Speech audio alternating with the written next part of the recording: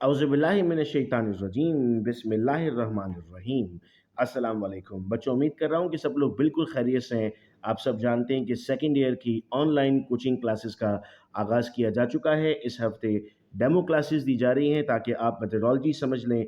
आज क्लास है बेटा बायोलॉजी की, चैप्टर नंबर 1 होम्योस्टैसिस। मैं बताता चलूँ कि आपकी ऑनलाइन क्लासेस की कोई मंथली फ़ीस नहीं है। आपने सिर्फ एक मरतबा रजिस्ट्रेशन फ़ीस सबमिट करनी है, 2000 रुपीज़, जिसमें आपको तमाम सब्जेक्ट्स पढ़ाए जाएंगे। एडमिशन्स की डिटेल के लिए आप 0309 677 6771 पर मैसेज कर सकते हैं। बेटा हम स्टार्ट करते हैं चैप्टर नंबर 1। और चैप्टर नंबर 1 में हमारे पास जो पहला टॉपिक हमने समझना है वो है होम्योस्टैसिस। देखो, होम्योस्टैसिस का मतलब अगर हम लफ्ज़ी मतलब निकालते हैं तो निकलता है स्टे सेम, या फिर अगर मैं और इसको एलेबोरेट करके समझता हूँ तो मतलब निकलता है to regulate the internal body environment और कंडीशन। अल्लाह ताला ने जिस कंडीशन में इस वक्त हम सबको पैदा किया इंटरनली, हमारी बॉडी चाहती है कि हम उसी कंडीशन में रहें। अगर हम उसी कंडीशन में रहते हैं तो इसे हम नाम देते हैं होम्योस्टैसिस का। पेपर में सवाल आता है, देखो हम साथ साथ मार्क्स भी जानने की कोशिश करेंगे कि हम कितने कितने मार्क्स का पढ़ रहे हैं, क्योंकि इम्तहान में की तैयारी हमने करनी है पेपर्स की। और आप जब जानते हैं कि सेकेंड ईयर आपके लिए कितना ज़्यादा इंपॉर्टेंट है, पेपर में 2 नंबर का सवाल आता है, define homeostasis and write down the aspects of homeostasis.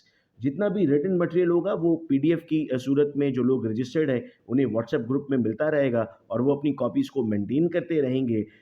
वहाँ प्रॉपर डेफिनेशन के साथ आपको मिलेगा। यहाँ से वर्बल बेटा मैं समझा रहा हूँ आप लोगों को। तो homeostasis is defined as to regulate the internal body condition, और इसके 3 एस्पेक्ट्स हैं। हम नाम देते हैं osmoregulation. Now to regulate the body osmotic level. आपकी बॉडी में मिनरल्स हैं, आपकी बॉडी में सॉल्ट्स हैं, आपकी बॉडी में इलेक्ट्रोलाइट्स हैं। अगर उनकी कंडीशन को हम मेंटेन करते हैं तो उस मेंटेनेंस को हम नाम देंगे बेटा ऑस्मो रेगुलेशन का। नेक्स्ट आता है हमारे पास एक्सक्रीशन। एक्सक्रीशन का मतलब है बॉडी से टॉक्सिक चीज़ें निकालना। हमारी बॉडी के अंदर टॉक्सिक चीज़ें मौजूद है। तो स्टूडेंट जी सवाल पूछते हैं कि सर क्या हम कभी कोई टॉक्सिक चीज़ खाते हैं जो हमारी बॉडी में टॉक्सिक चीज़ें पड़ी हुई हैं? बेटा मैं इसको आपको यूँ समझाऊंगा कि आप घर में कभी कचरा नहीं लेकर आते, लेकिन रोज़ आपके घर से कचरा निकलता है। जिस थैली में आपके काम की चीज़ थी वो थैली तो अब कचरा बन चुकी है ना आपके लिए, जिसको आपको फेंकना है। बिल्कुल वैसे ही बॉडी के अंदर जो डिफरेंट मेटाबॉलिज्म होते हैं, उन मेटाबॉलिज्म के रिजल्ट में आपके पास कुछ टॉक्सिक वेस्ट मिलते हैं। उन टॉक्सिक वेस्ट को जब आप बॉडी से बाहर निकालते हैं तो उन्हें हम नाम देते हैं एक्सक्रीशन का। फिर आता है हमारे पास थर्मो रेगुलेशन। थर्मो रेगुलेशन का मतलब है maintenance of internal body temperature. अगर मैं ह्यूमंस की बात करता हूँ तो ह्यूमंस का इंटरनल बॉडी टेम्परेचर होता है बेटा 37 डिग्री सेंटीग्रेड। तो अगर 37 डिग्री सेंटीग्रेड पर हमारी बॉडी मौजूद है, इससे कम या इससे ज़्यादा होगा तो हमारी बॉडी उसको मेंटेन करने की कोशिश करती है।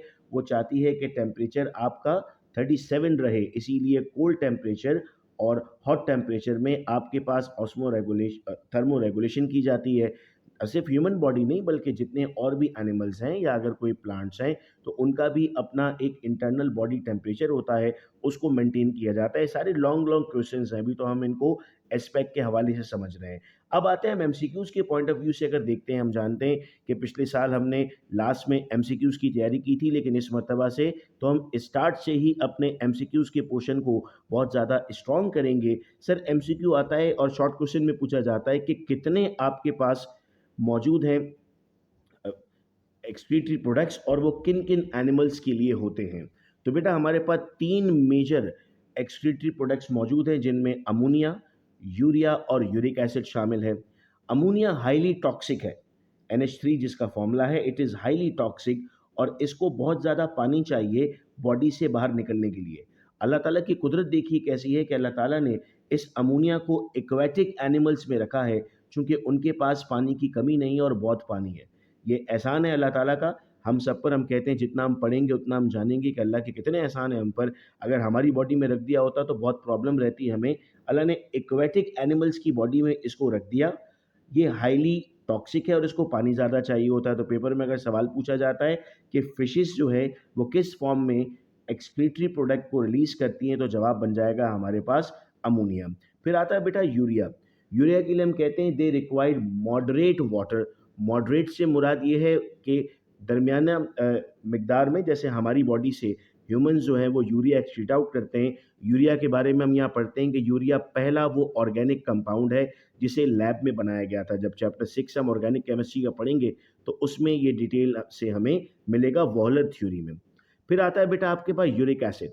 Uric acid is a solid waste जो मोस्टली टेरेस्ट्रियल एनिमल्स हैं, जैसे कॉकरोच हैं या इसके अलावा और टेरेस्ट्रियल एनिमल्स हैं जिनको अपनी बॉडी में वाटर कंजर्व करना लाजिम है, तो वो अपनी बॉडी से जब एक्सक्रीट आउट करते हैं तो किस फॉर्म में एक्सक्रीट करते हैं, वो यूरिक एसिड के लेवल में एक्सक्रीट करते हैं। ठीक है, मैं उम्मीद कर रहा हूँ कि यहाँ तक की बात आप सबको समझ में आ रही है, और जो भी चीज़ ना समझ में आ रही हो वो आप व्हाट्सअप कर सकते हैं ताकि मैं आपको वॉइस नोट में वो डिटेल में समझा दूँ। नेक्स्ट क्वेश्चन आता है बेटा हमारे पास फीडबैक मैकेनिज्म। देखिए, फीडबैक का मतलब होता है रिस्पॉन्स। रिस्पॉन्स दो तरह का होता है, अच्छा रिस्पॉन्स और बुरा रिस्पॉन्स। यानी मैं इनको नाम दूंगा पॉजिटिव फीडबैक और नेगेटिव फीडबैक। पॉजिटिव फीडबैक का मतलब है आपकी बॉडी ने कोई काम किया, कोई चीज़ इंक्रीज की किसी एक पर्टिकुलर फंक्शन के लिए, तो ऐसा मैकेनिज्म जनरेट हो कि आपकी बॉडी उसे एक बार और इंक्रीज कर दे। इसको कहते हैं पॉजिटिव फीडबैक। एग्जाम्पल से बात समझते हैं। जब लेबर पेन होता है प्रेगनेंसी का, जब बेबी डिलीवर होना होता है, तो उस वक्त ऑक्सीटॉक्सिन रिलीज होता है। ऑक्सीटॉक्सिन का काम है यूटेराइन कॉन्ट्रैक्शन, यूट्रस को कॉन्ट्रैक्ट करता है।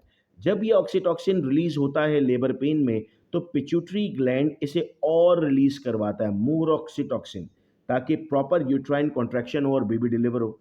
तो बॉडी ने एक मरतबा ऑक्सीटॉक्सिन रिलीज़ किया, पिट्यूटरी ने इसे दोबारा रिलीज़ करवाया, तो इसका मतलब ये कौन सा मैकेनिज्म बन गया, ये पॉजिटिव फीडबैक मैकेनिज्म बन गया। अच्छा सर, एक और एग्जांपल लेते हैं।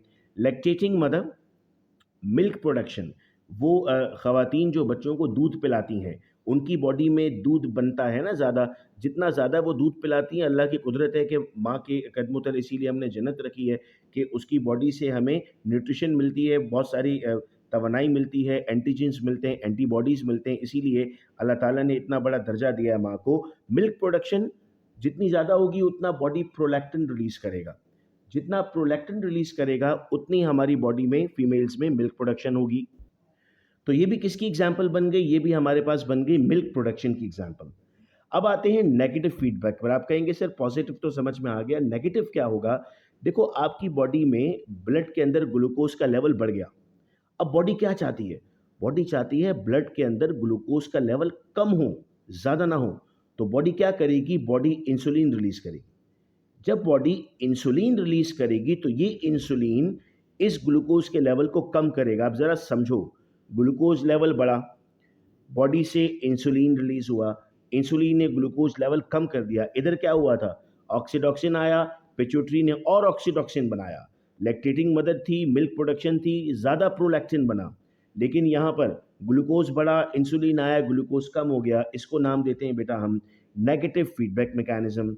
यहाँ पर आते हैं नेक्स्ट पर, increase level of cholesterol in blood. अच्छा, मैं आपको यहाँ पर साथ साथ अभी हम उनकी भी ऑनलाइन क्लासेस शुरू करने जा रहे हैं एमडी कैट 2023 के लिए। तो मैं साथ साथ बीच में आपको ये भी समझाता रहूँगा कि एमडी कैट किस तरीके से पढ़ना होता है हमें। 2019 या 2020 का क्वेश्चन था कि mister Ali at a lot of pakoras, उनकी बॉडी में कोलेस्ट्रॉल लेवल बढ़ गया पकोड़े खाने की वजह से। बताइए बॉडी कौन सा मैकेनिज्म करेगी। तो देखो कितना घुमाकर सवाल पूछ लिया ना। बेसिकली वो कह रहा है कि when there is increase level of cholesterol in the blood, जब इंक्रीज लेवल ऑफ कोलेस्ट्रॉल होगा तो स्टीरिफिकेशन होगी। स्टीरिफिकेशन से आपके पास जो है वो कोलेस्ट्रॉल लेवल ब्लड में कम हो जाएगा। एक तरफ बढ़ा, बॉडी ने एक मैकेनिज्म किया, मेटाबॉलिज्म किया, उसको डिक्रीज कर दिया। तो जब कोई चीज़ बढ़ी और आपकी बॉडी के मैकेनिज्म से वो चीज़ डिक्रीज हो गई, तो उसको हम नाम देते हैं नेगेटिव फीडबैक मैकेनिज्म का। इन दोनों क्वेश्चंस के नोट्स बेटा आपके जो रजिस्टर्ड स्टूडेंट्स का व्हाट्सएप ग्रुप है, इंशाल्लाह उसमें शेयर कर दिए जाएंगे, और आपकी डेली बेसिस पे तमाम क्लासेस होंगी। और बाद में आपको गूगल ड्राइव का एक्सेस मिल जाएगा जब ये डेमो क्लासेस ख़त्म हो जाएंगी, ताकि वहाँ से आप उन लेक्चर्स को अपने पास सेव करके आराम से पढ़ सकें। बहुत शुक्रिया आप तमाम का इस वीडियो लेक्चर को सुनने का। अपना बेहद ख्याल रखिएगा मेरे बच्चों। अल्लाह हाफ़िज़।